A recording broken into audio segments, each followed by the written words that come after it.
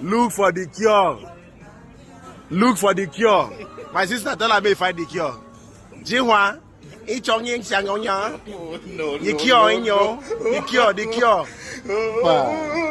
My COVID papa. COVID-19. That's all, boy. Yes, so you must burn it out.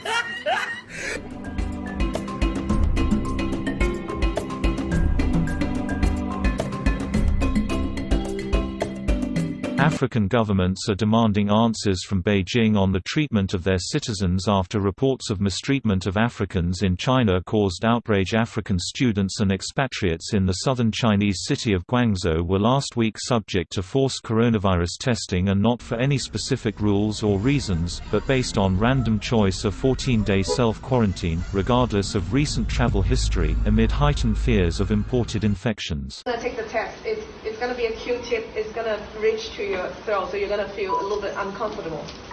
Okay? Can you take off your mask? Okay.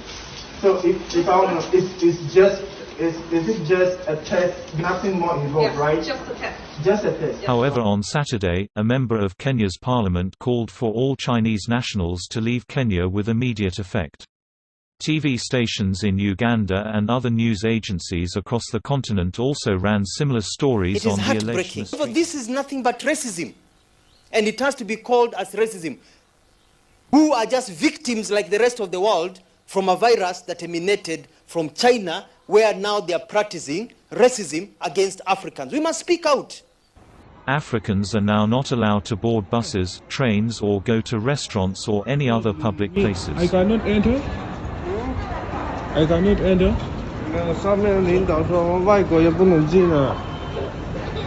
Nothing but they are just looking for an excuse to express their racism. That's what it is.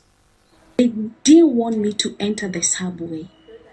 I had even bought my ticket that was 4 yuan. And by the time I was going to the subway, they stopped me. And then they told me that no foreigner is allowed. And I was like, why? This is a subway. Then they say that that is the rule. Then who am I to argue with the locals? I complied.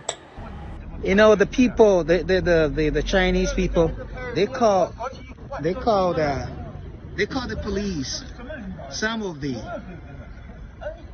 This guy called the police to come and arrest me because I've taken the bus. This guy, he called the police.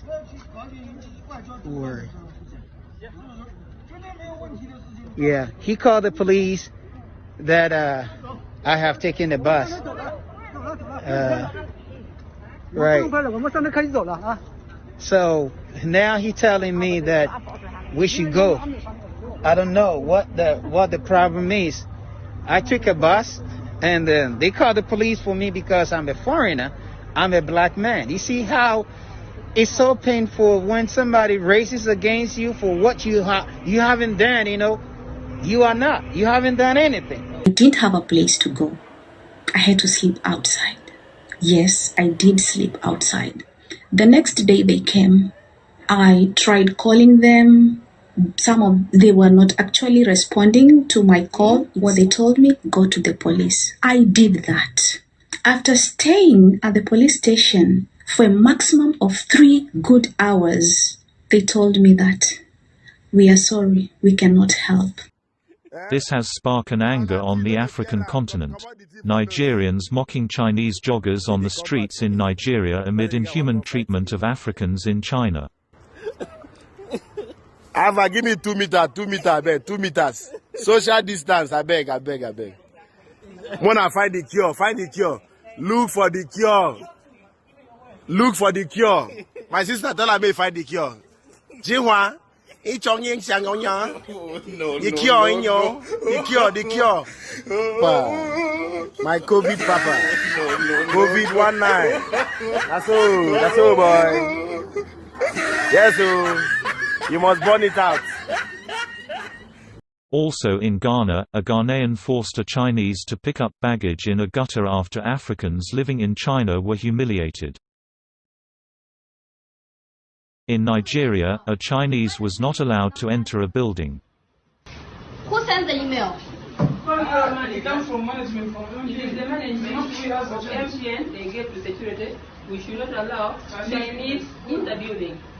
It's time to openly remind Chinese authorities to take responsibility of what's happening to Africans in China. The action threatens to undermine China's diplomatic efforts in Africa. In recent years, African nations have become key diplomatic and trade partners to Beijing, with China's trade with Africa worth $208 billion in 2019, according to official figures from China's General Administration of Customs. China must wake up and stop the blame game on Africans.